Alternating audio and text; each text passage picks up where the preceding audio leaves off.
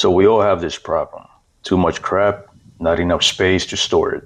Your garage is full. Wife can't park her car there anymore. Simple projects take 3 times longer because you can't find your tools. It's also a natural progression of us middle-aged guys to get a man cave or a shop. I finally have my shop built. It's nice and all, but let me take you back to the beginning. I'll take you through the process I went through in case you're thinking of getting one of these metal buildings. It all started back in April of 2025. It all started with the design. What your requirements are, how much room do you need, what colors do you like, what do you need it for, storage, workshop, man cave, or all three, like me. How much can you afford? That's the biggest question. Speaking of budget, you'll go online, you'll see several companies advertising nice big buildings for $10,000, $5,000. But you have to remember, that does not include the concrete. Sometimes the concrete itself can be more expensive than the actual building. Knowing that I would need a concrete pad, I had to think twice about my budget for the actual building. I realized I needed a smaller shop because I wanted to stay around $10,000 for the whole thing. I can't afford a huge shop like some of these guys on YouTube. Once I had the size of the budget and the shop in mind, it's time to figure out where to get this thing from. To get a metal building like this, there were a few options. One option was from this company called Versatube. Their deal is that when you design and buy the building through their website, they'll send you all the pieces to your house and you put the building together yourself. This originally sounded fun to me, but then I realized that I have so many projects on the back burner. I just wouldn't have time to build this thing. Also, I would need heavy equipment to help me lift all the pieces, since I work by myself. The other option is to find a place, either locally or on the internet, that is a dealer for metal buildings or sheds. I first went online and I found this company where you could go on their website, design the building that you want, the size, the colors, how many windows, how many doors. They'll give you a quote, then they'll help you order it. The way it works is that after you get the building that you want, they'll put you through the manufacturer of the building, which is a company called Carolina Carports. A lot of these dealers, they're just dealers. They'll help you order the building, but eventually they'll put you through to Carolina Carports. There are other companies around the country that manufacture these same buildings, but I believe for the East Coast, it's Carolina Carports is the popular one. The cool thing about ordering a building like this is that Carolina Carports, they'll build a building for you. The installation is included in the price. Now, the drawback to that is that you're at their mercy because they have to get some contractors to come to your site to build it. And that could be between a month, 2 months, 4 months. In my case, it took like 4 months. Whereas the Versatube company, they'll ship you your materials in about 2 weeks, but then you have to build it yourself. I wasn't in a hurry, so I was okay with them building it for me. The first dealer I found online, I sent them a couple of emails. They never got back to me. I finally called them and left a message, and they finally called me back. I told them I wanted a 18 by 20 by 9 small shop. They quoted me around $6,500, which was reasonable. I also asked them if they could help me with the permits from my county, and I got mixed messages from them about that. I really don't want to deal with the permit office. It's very complicated for me, so I wanted them to take care of it. Because I wasn't getting a clear answer from them about the permits, I remembered that I have a local shed company where I live. I stopped in there one afternoon, and they offered me the same building Plus, they took care of all of the permits. They're a local company, so they know exactly how to pull the permits. I sat down with the lady, she got on the computer, and together we designed the building that I wanted. The amount of doors, windows, sizes, what colors I wanted, all of that. And she showed me on the screen. The price was also similar, which is good. They even had a similar sized metal building on property that I was able to go into and look at. I told her I wanted one just like that. They also gave me the contact information for a local concrete company that does all their concrete work for these metal buildings. That's less stuff for me to research. You guys know trying to find trades is a bit of a hassle. Speaking of concrete, this brings me to the foundation. The price of the building does not include the foundation. Your options for the foundations for the metal building are dirt, gravel, or concrete. If the dirt or gravel is level, the installers will install the building. They'll use the special anchors they'll bring with them. This would also be the most economical way, but come on. Might as well store stuff under a tarp if you can't afford the concrete. I chose a concrete slab as the foundation. The concrete also required a permit from the county, which was done for me by the local shed company as well. I told the concrete guy as soon as the concrete permit was approved. It took about 2 weeks. I found a nice flat area for the building. I mowed the lawn, marked it, and the concrete guy came by and sprayed the lawn to kill the grass before he could put the forms down. About 3 weeks later, he put the forms in. It got inspected again by the county. Then the concrete was poured. I believe this was back in June 2nd or 3rd of 2025. I was quoted $3,700 for the concrete work.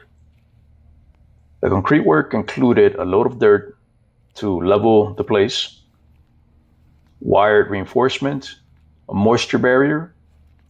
The concrete is 3,000 psi, 4 inches thick, has 12 by 12 inch footings with rebar. The actual size of the slab is 18 feet and 7 inches by 20 feet and 7 inches. Those extra inches are to slope down the edges, supposedly to keep rain from entering the building. I can tell you right now though that didn't work. Rain is still making its way into the building, including bugs. And from all the research I've done, this seems to be a common thing with these buildings. So make sure you budget time and money to cover these issues. Next, we move to the walls.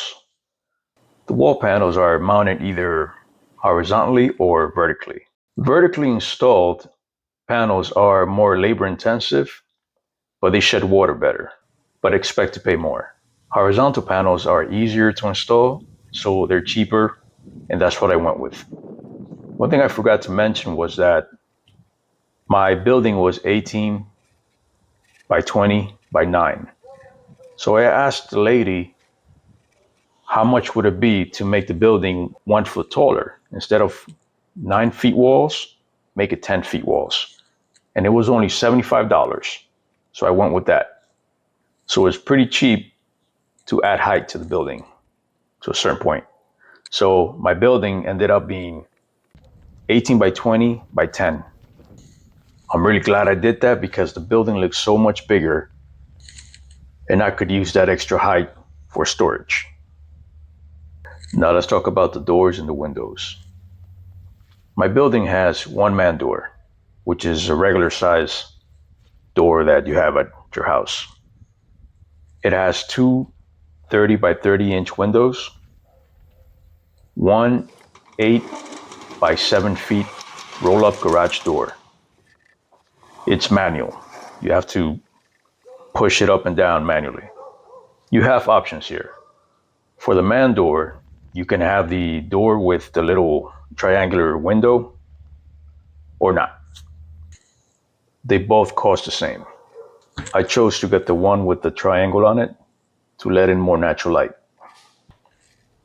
For the windows and the garage doors, you can choose how many you want, where to place them, and what size.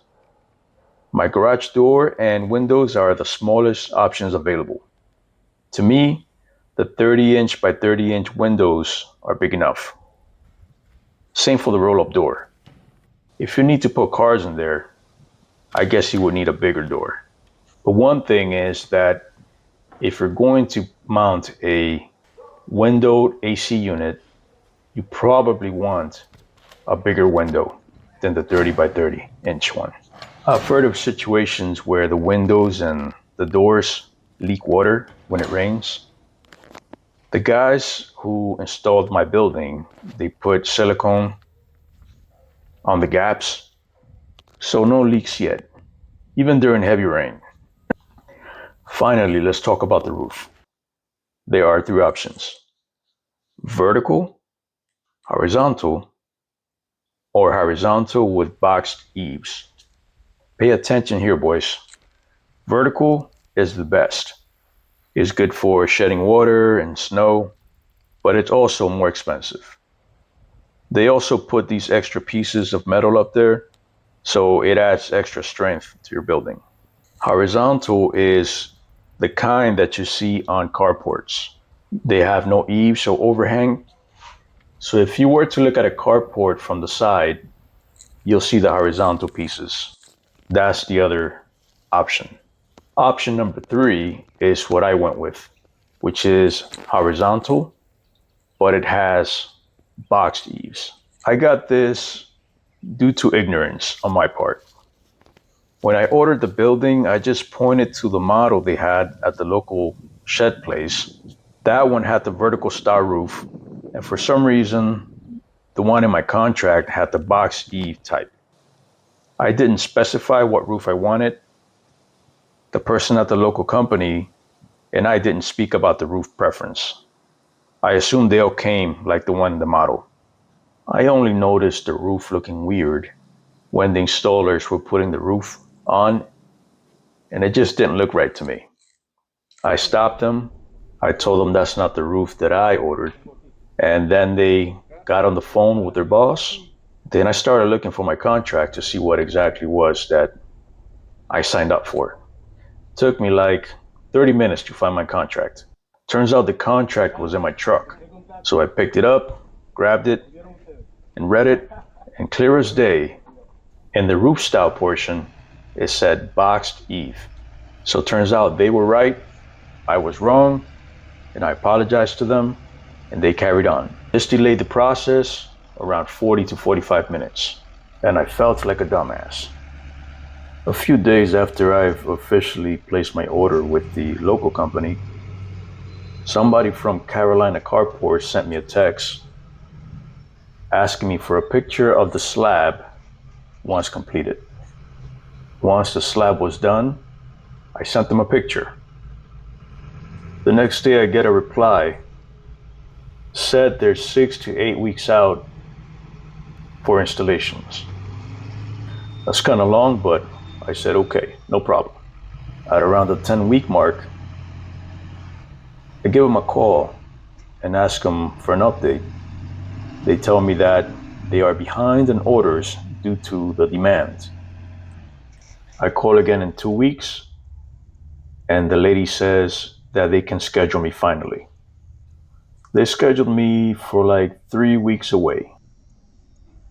The installers, they showed up on that same day. The installers showed up on a dually with a 25-foot open trailer with all the pieces on it. My built site is towards the back of my property. Very difficult to move a big trailer back there. So I helped them maneuver as close as possible. They would still need to carry the big pieces about 100 feet away, which they did. They were 3 guys. They began working quickly as soon as they got here. They were a good crew. They did a good job with the building. I speak Spanish, so we were able to communicate well. They would have finished the whole project in one day had it not been for me being confused about the roof for 40 minutes. They worked until it was really dark, and they finally gave up around 8:30, 9 o'clock. Said they'd come back the next day around 6 a.m.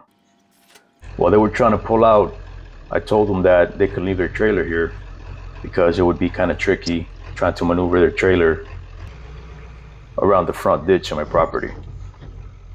Glad I suggested this because even though they left the trailer, they still got their truck stuck. Luckily, I was able to get my Ram 2500 to pull them out.